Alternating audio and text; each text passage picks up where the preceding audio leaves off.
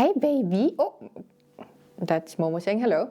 Hi, everyone. So, as a convenient follow-up to our last video about Momo having nightmares, he had to go to the vet this week because we woke up one morning and he was straining to pee. And as everybody who follows our channel knows, Momo has reoccurring issues with cystitis, which is an inflammation of the urinary tract. We had to take him to the vet. Are you ready to go to the vet, my boy?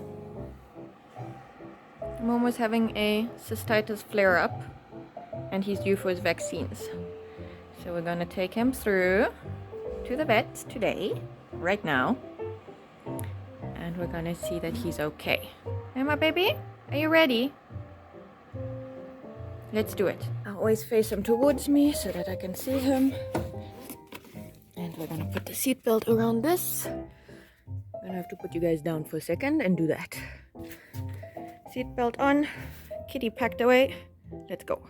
Most of you who've been following us for a while will know that while Momo is a drama queen at home, he is actually quite the scaredy cat. So he's not terrible to travel with in the car because he actually literally just hides in his basket and he tends to like burrito himself into the blanket or into the hoodie or whatever I put in there. And he's very quiet, so that's why I also turned the carrier towards me so I can just keep an eye on him. But we have other cats who are much more difficult. Alice basically hyperventilates when she's in the car in the box, where she'll actually start like panting and drooling because she gets so frightened.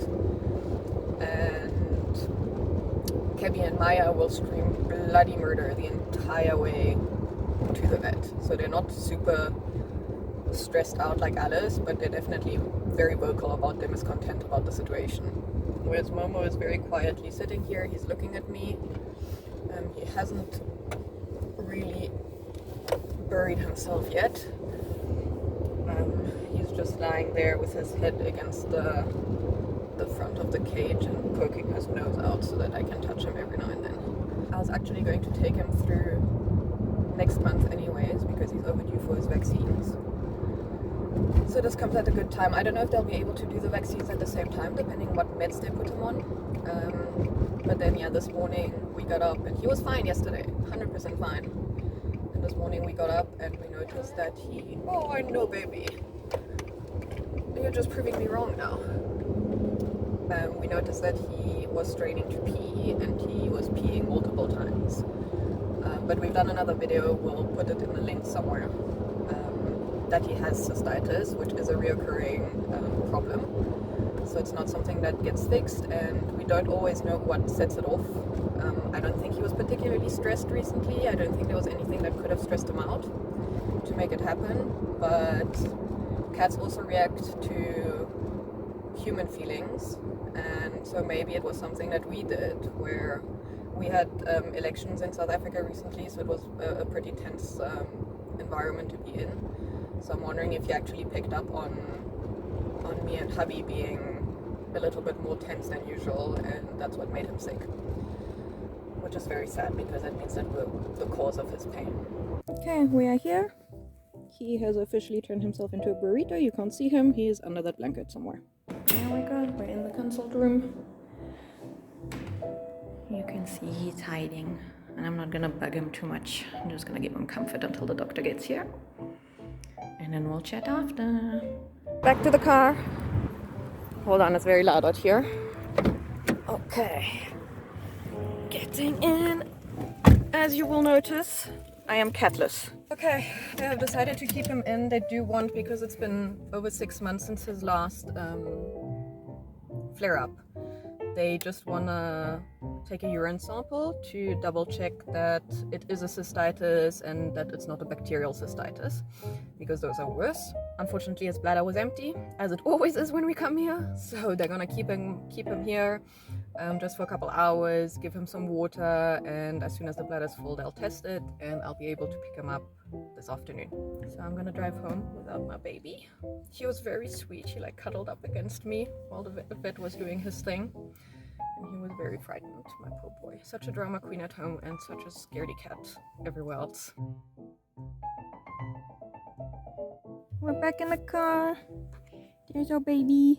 A little traumatized, but all good. Let's go home. And release the baby.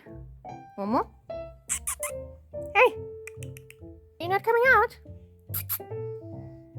Momo? There we go. There we go, my boyski. There we go. Welcome home. Welcome home. Good job, baby. Should we give you a treat?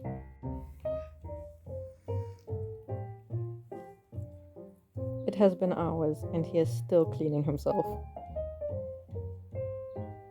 Evidently, the vet smell runs deep. That's lovely. Show the people while you clean yourself down there. That's great. We're gonna have to blur that out maybe. The tail as well, very important. Everything smells like vet. Can't get rid of it.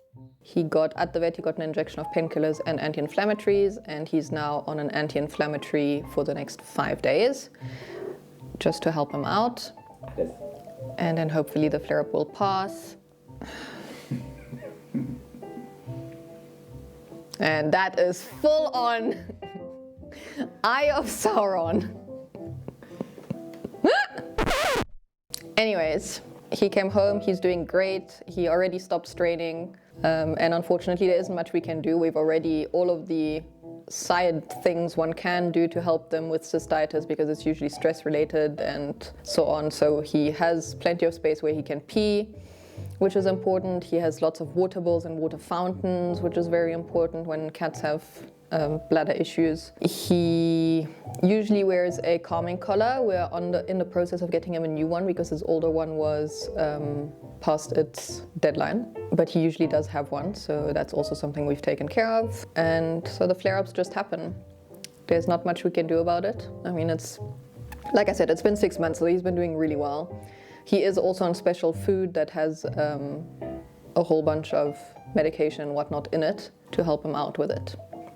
And so to segue back into our question of the last video, I don't know when it came out, I asked the vet while I was there, since the nightmares. Yes, since some of the internet linked up here somewhere. When we posted that video on different social medias, the people were very concerned. They made us feel like our cat was about to die, which he isn't. And I'm glad to tell you that I have confirmation from our vet, who saw him and did obviously a physical exam, that cats are actually very prone to this behavior, and so are dogs. He said as long as it doesn't happen every time he wakes up, and as long as it's more defensive and not actually aggressive, like he doesn't actually lash out and bite or scratch, that it's most likely just a defensive mechanism of, especially when he's in deep sleep, where he feels very safe and confident, and then he gets woken out of it very suddenly and he just basically acts out. Quite honestly, I can understand, and I would also do. Who wouldn't? Really nothing to worry about. I can answer that. The vet did all of the checks anyways. His heart, everything sounds good.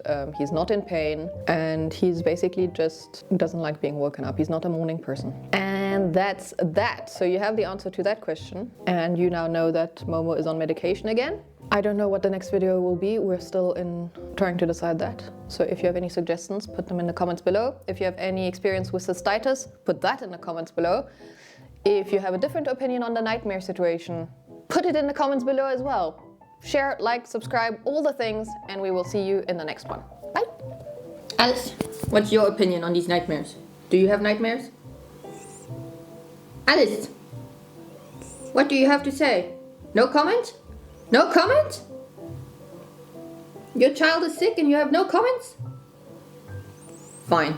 Mama, tell the people about your nightmares. I'll tell the people about your cystitis. This is not a rubbing object. What do you dream about? No comment.